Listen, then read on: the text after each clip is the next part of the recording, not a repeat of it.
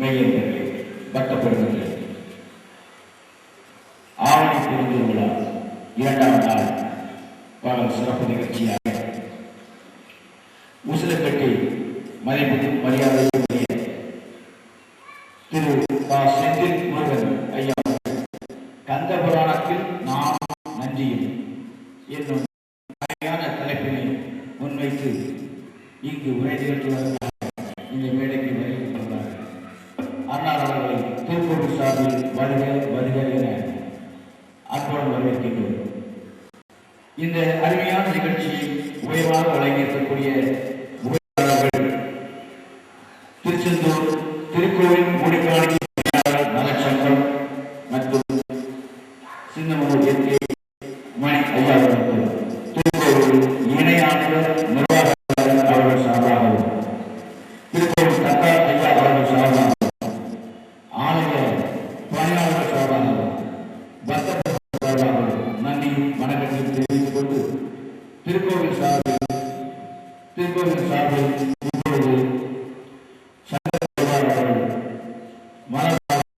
நிகழ்ச்சியை துவக்கி வைப்பார்கள்.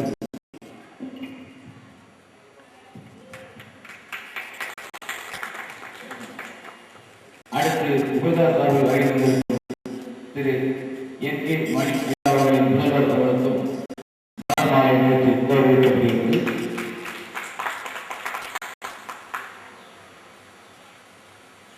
மணி ஐயா அவர்கள் சார்பாக அவருடைய புகழ் அவர்கள் மனதமாக கௌரவித்தார். கந்த புராணத்தில் நாம் நன்றியும் என்ற தலைப்பில் உரை நிகழ்த்துமாறு அன்போடு வேண்டுகிறோம்.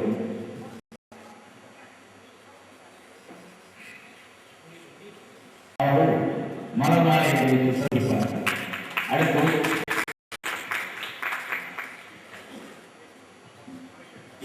பாஸ்கர் ஐயா அவர்களுக்கு பொன்னாடை அணிவித்து சிறப்பு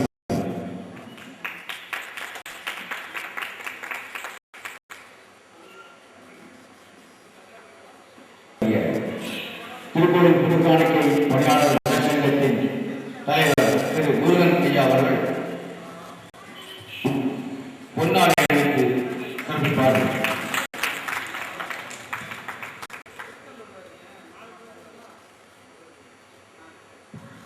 உபயோக வழங்கியிருக்கக்கூடிய திருக்கோவில் முருகாணிக்கை தொழிலாளர் நல சங்கத்தின் தலைவர் திரு மோகன் அவர்களுக்கு திருக்கோவில் கந்த புராணத்தில்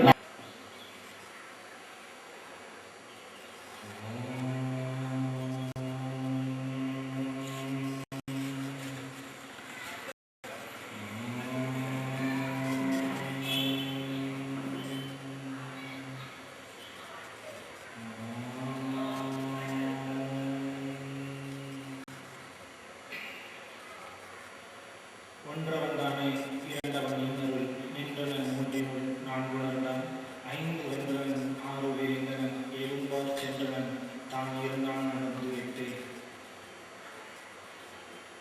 எல்லாம் வல்ல முருகப்பெருமானுடைய கிருபையாலும் எத்தனையோ மகான்கள் பேசுகிற இந்த மேடையில அடியேனுக்கு ஒரு வாய்ப்பு கிடைச்சிருக்குங்க. முருகனுடைய அருளும் ஆசீர்வாதம் தான்.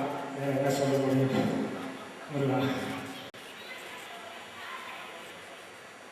என்னுடைய நன்றியை திருச்செந்தூர் செந்திலாண்டவனுடைய திருப்பாடல்களுக்கு காணிக்காக்குகின்றேன். அடுத்தது இந்த நிகழ்ச்சிக்கு ஒரு வேளாளர் மதிப்பிற்குரிய நண்பரும் தொழிலதிபர் பெருமான சின்னமனூர் நாராயணன் அவர்களுடைய குடும்பத்தினருக்கும் என்னுடைய நன்றியை காணிக்காக்குகின்றேன். எல்லாவற்றிற்கும் மேலாக இங்கே அமர்ந்திருந்தாலும் இங்கே இருந்தாலும் கேட்டுக்கொண்டிருக்கிற முருக பக்தர்களுடைய ஒவ்வொருவருடைய பாதங்களையும் தொட்டு வணங்குகின்றேன். இன்று நாம் அனுபவிக்க இருக்கும் தலைப்பு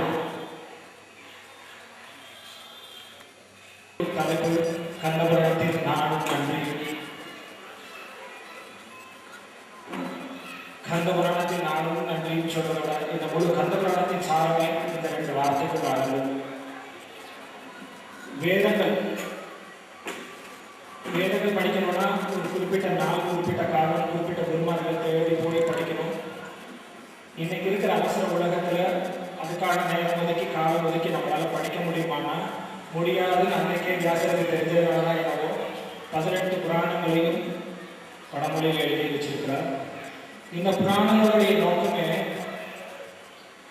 வேதத்தில் இருக்கிற மிக நுண்ணிய தர்மங்களை பிரிச்சு காட்டுறதுதான். வேதத்தில் இருக்கிற மிக நுண்ணிய தர்மங்களை பிரிச்சு காட்டுறதுதான் புராணங்களுடைய நோக்கமே. வேதத்தில் ஒரு சொல்லுண்டு, சத்தியம் வர, உண்மையை பேசணும். வாழ்க்கையில் நமக்கு எவ்வளோ கஷ்டமான சூழ்நிலை வந்தாலும் எந்த ஒரு சூழ்நிலையிலையும் நான் பொய் பேச மாட்டேன், என்னுடைய உண்மை நிலையிலிருந்து தவற மாட்டேன் அப்படின்ற அர்த்தத்தை விரிச்சு காட்டுறதுதான் ஹரிச்சந்திர புராணம்.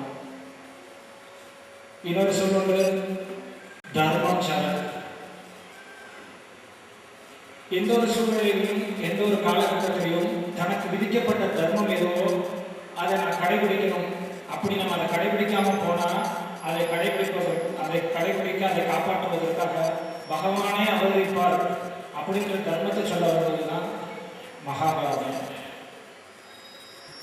எவ்வளவு உயர்ந்த இடத்துல இருந்தாலும் நான் என்ற அகங்காரம் இருக்கக்கூடாது, நன்றி மறக்கக்கூடாது இப்படின்ற அர்த்தம் சொல்ல வந்ததுதான் கந்த புராணம். இப்படி வேதங்கள் இருக்கிற மிக நுண்ணிய தர்மங்களை விரிவாக விரிச்சு காட்டுறதுதான் புராணங்களுடைய நோக்கம். மொத்தம் 18 புராணங்கள். 18 புராணங்களுடைய கிரந்தங்களுடைய எண்ணிக்கை 4 லட்சம். அதுல கந்த புராணம் மட்டும் 1 லட்சம். மற்ற 17 புராணங்களும் சேர்த்து 3 லட்சம். இருக்கிற புராணங்களிலே மிக பழமையானது, ரொம்ப பெரியதுமானது கந்த புராணம். நமது காஞ்சிபுரம் கச்சேப்ப சுவாமிகள் தமிழ் மொழியிலும் வடமொழியிலும் கரை கண்டவர். சிவரகசியத்தில் சங்கர சங்கரையில் 6 காண்டங்களை மட்டும் தமிழில் பாடி இயற்றினார். ஒவ்வொரு நாளும் தான் பாடினத எம்பெருமான் முருகனுடைய திருப்பாதத்தில் வச்சுட்டு போவார். அதுல தவறுகள் திருத்தங்கள் இருந்தால் மறுநாள் அதுல திருத்தம் ஏற்பட்டிருக்கும். எந்த இடத்துல எல்லாம் தவறுகள் இருக்கும் அந்த இடத்துல எல்லாம் திருத்தங்கள் இருக்கும். இப்படி எம்பெருமான் முருகனுடைய கைப்பற்ற கந்தபுராணம். இந்த கந்தபுராணத்தை கேட்கிறவங்களும் படிக்கிறவங்களும் ஒரு பக்தர்களாக நாம் ஒவ்வொருவரும் நான் என்ற அகங்காரம் இருக்கக்கூடாது, நன்றி மறக்கக்கூடாது. இந்து தர்மத்துடைய அடிப்படை கல் பிரார்த்தனை.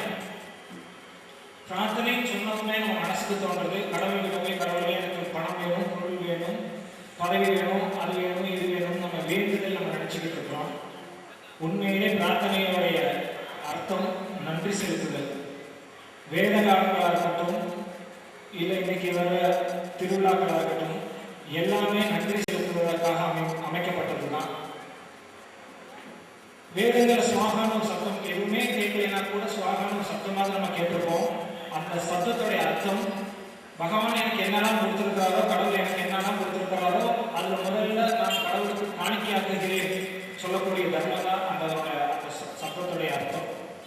இல்லை இன்னைக்கு கொண்டாட பண்டிகை, பொங்கல் பண்டிகை இருக்கட்டும், எது எல்லாமே எனக்கு கிடைச்சிருக்கோ அதை நான் கடவுளுக்கு திருப்பி செலுத்துவேன் அப்படின்னு சொல்றது தான் இதனுடைய அர்த்தமே.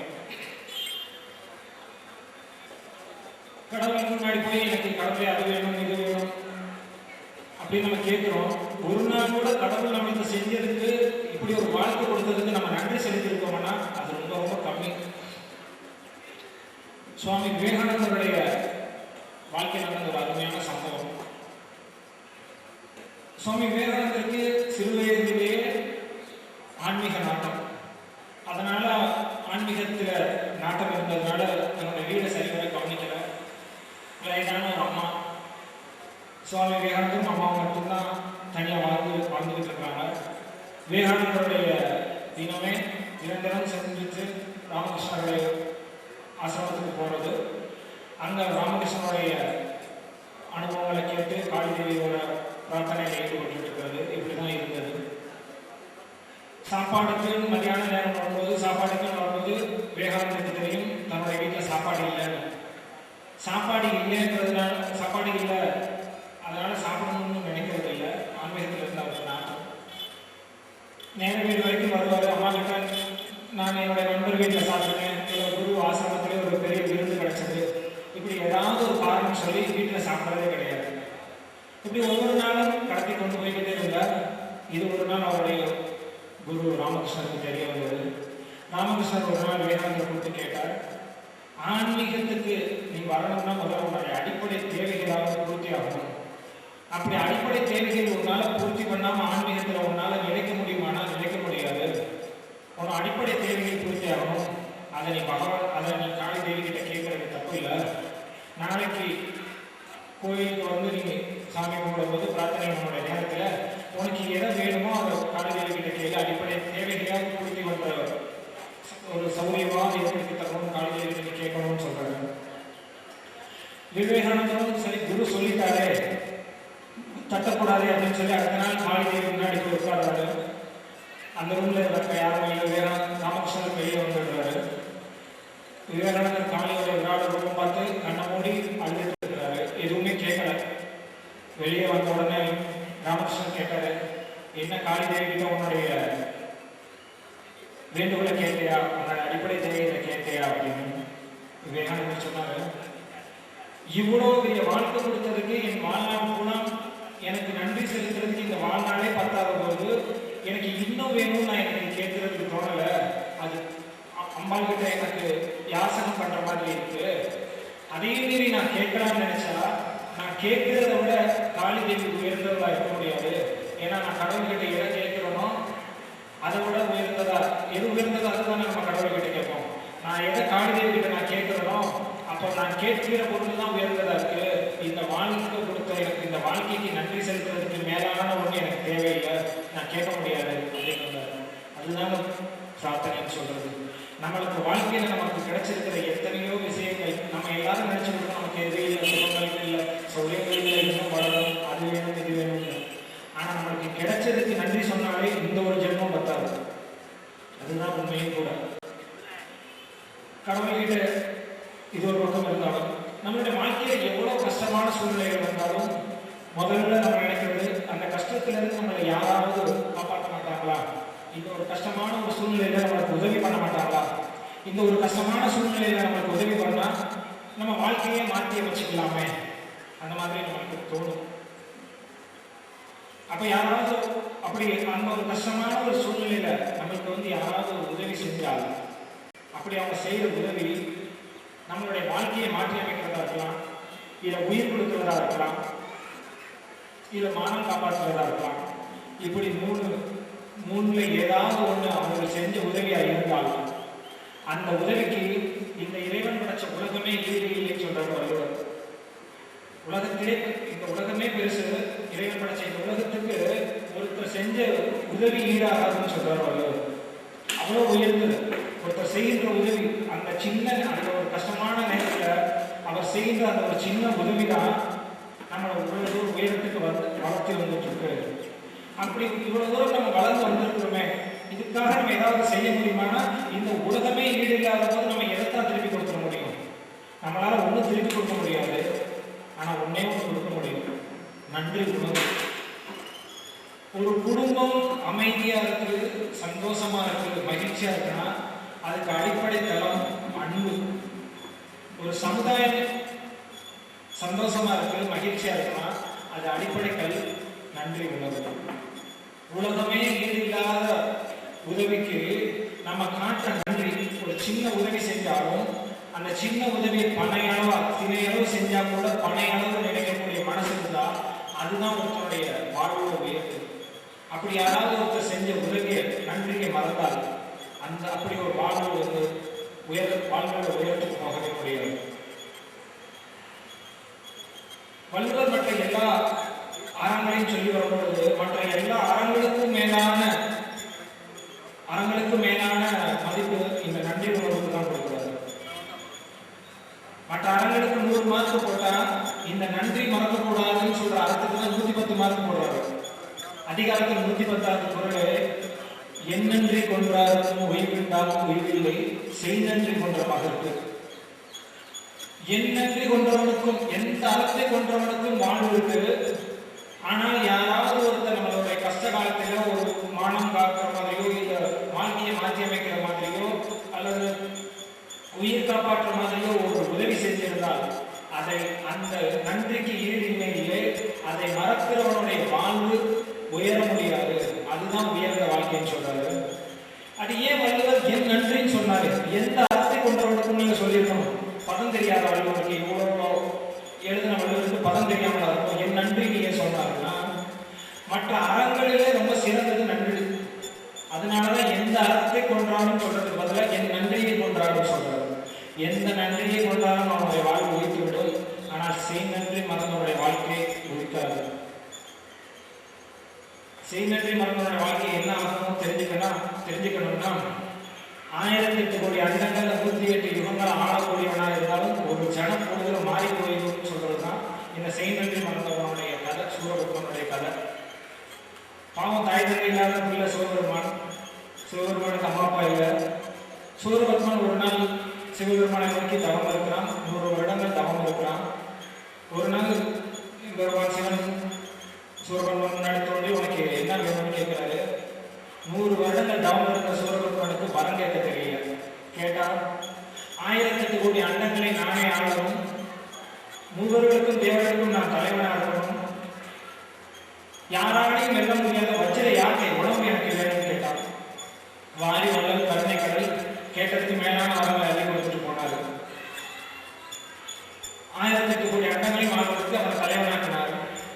அந்த ஒரு நாள் சனகாதி முனிவர்கள் சிவபெருமான் கேட்கிறாங்க, எம்பெருமானே தேவர்களே, வாழ்க்கை வேத ஆகமங்கள் சாஸ்திரங்கள் கல்விகள் நாங்கள் எல்லாரும் கற்றாலும் எங்களுடைய மனசுல அமைதியும் ஒன்று வரல, சந்தோஷம் ஒன்று வரல, நிம்மதியும் ஒன்று இல்லை. இந்த சந்தோஷம் அமைதி நிம்மதி வரும் பொருட்டு எங்களுக்கு உபதேசம் பண்ணணும் அப்படின்னு சிவபெருமான் கிட்ட சனகாதி முனிவர்கள் 4 பேரும் போய் வரம் கேட்கிறாங்க. அவர்களுக்கு உபதேசம் பண்றதுக்காக அமைதியை உணர்த்தும் பொருட்டு தட்சிண முகமாக அமர்ந்து கையிலே சின்முத்திரை ஏந்தி 1 நிமிஷம் சிவபெருமான் கண்ணை மூடுறார். மோன நிலையில போய் அவர்களுக்கு உபதேசம் பண்றார். இது தெரிஞ்சு சூரபத்மன் நினைக்கிறான், 1008 கோடி அண்டங்களுக்கும் நானே தலைவன், 1008 கோடி அண்டங்களுக்கு தான் அவன் தலைவன். ஆனா அவன் நினைச்சான் 1000 கோடி அண்டத்துக்கும் நானே தலைவன் நினைச்சு செஞ்சு அவன் கொடுத்த உதவியை மறந்து நன்றி மறந்து நான் இந்த ஆனந்தம் கொண்டு தேவையே இல்லாமல் காரணமே இல்லாமல் தேவர்களை சிற வச்சான். காரணமே இல்லாமல் எப்போ ஒருத்தன் நம்மளுடைய சந்தோஷத்துக்காக